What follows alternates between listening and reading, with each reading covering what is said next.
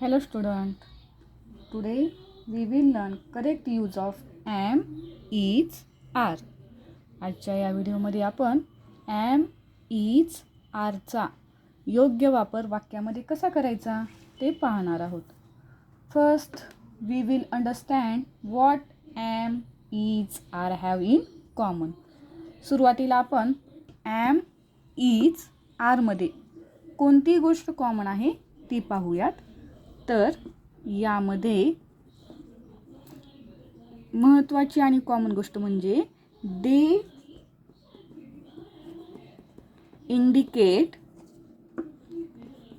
The present. म्हणजे तुम्हाला M is R वरून वर्तमान काळी वाक्य समजतात. म्हणजे याचा वापर वर्तमान काळातील वाक्य बोलण्यासाठी केलेला असतो. सुरुवातीला आपण प्रथम ॲमचा वापर कुठे करतात ते पाहूयात. तर ॲम हे नेहमी am is only use with I.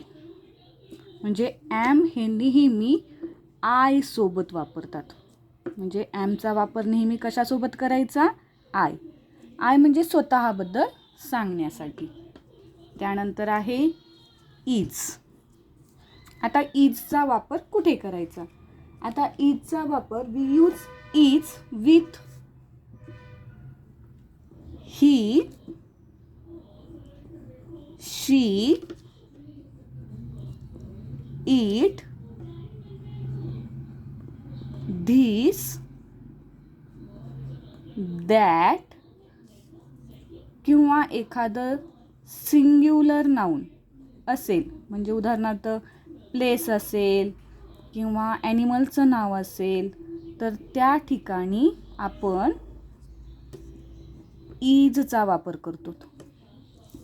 लक्षात आला असेल सगळ्यांच्या की ही, शी, इट, धिस, दॅट किंवा एखादं सिंग्युलर नाउन असेल किंवा एव्हरीवन्स नेम असेल तर त्यावेळेस इजचा वापर करतात. त्यानंतर आहे आर. आता आरचा वापर कुठे कुठे करायचा? आर हे नेहमी प्ल्युरल नाउन्स असेल तर, म्हणजे उदाहरणार्थ प्ल्युरल नाउन्स किंवा सब्जेक्ट असेल we, they, you, these, those किंवा प्ल्युरल नाउन्स असेल तर त्यावेळेस आरचा वापर करतात.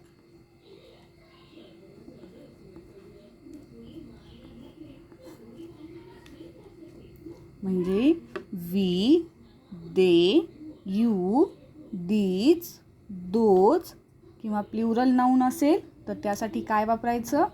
आर. आता ॲम, इज, आरचा थोडक्यात जर अर्थ सांगायचा झाला तर ॲम, इज, आर म्हणजे आहे. आर हे प्ल्युरल ठिकाणी वापरलेलं असतं म्हणून यातला अनेक वचनी आरचा अर्थ आहे आहेत. ॲम बद्दल जर आपण एखादं वाक्य घेतलं तर समजा आय ॲम स्टुडंट. म्हणजे काय? I am student. आत्ताच सांगितलं मी आय सोबत नेहमी कशाचा वापर केलेला असतो? Am. Am is only used with I. I am student. त्यानंतर ही, शी, इट, धिस, दॅट किंवा एखादं जर सिंग्युलर नाउन असेल तर त्या वेळेस इजचा वापर करतात. आणि we, they, you, these, those plural nouns असेल तर आरचा वापर करतात. आता यावर आधारित आपण काही उदाहरणं पाहणार आहोत. म्हणजे तुमच्या लक्षात येईल की वाक्यामध्ये ॲम, इज, आरचा वापर कसा करायचा असतो ते. चला तर मग आपण काही उदाहरणं पाहूया. या ठिकाणी मी काही उदाहरणं लिहिलेली आहेत बघा. I dash 10 years old today.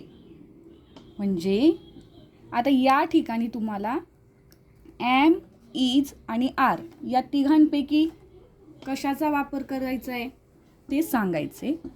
आता इथं आय हा सब्जेक्ट आहे, म्हणजे इथं कोणतं येईल? ॲम, इज, आरपैकी. व्हेरी गुड, छान. आयसोबत नेहमी काय यूज करायचं सांगितलेलं आहे? ॲम. म्हणजे आता आपलं वाक्य काय झालं? I am 10 years old today. Okay. Next sentence. He dash in the library. Very good. He म्हणजे एक सिंग्युलर सब्जेक्ट असेल तर काय यूज करायचं सांगितलं होतं मी? Is. Very good. He is in the library. Next. My sister. Singular noun आहे. My sister dash in the kitchen. Which words are use here? Am, is or are? Very good. My sister is. Next. We dash busy with our homework. Very good. We are busy with our homework. Next. The monkeys. बघा इथं monkeys म्हटलेलं आहे, म्हणजे हे plural nouns आहे. मग plural नाउनसोबत काय वापरायचं असतं? The monkeys are. The monkeys are on the tree. Next. This apple. म्हणजे ॲपल किती आहे या ठिकाणी? 1. धिस ॲपल म्हणजे सिंग्युलर आहे. सिंग्युलर असेल तर कशाचा यूज करायचा असतो? छान. This apple is very sweet. अशा पद्धतीने आपण आत्ता काही सेंटेन्स घेतलेली आहेत. तुम्हाला समजलीच असतील. व्हिडिओ संपल्यानंतर ही सर्व सेंटेन्स आपल्या वहीमध्ये लिहून काढायचे आहेत आणि यांचा सराव करायचा आहे.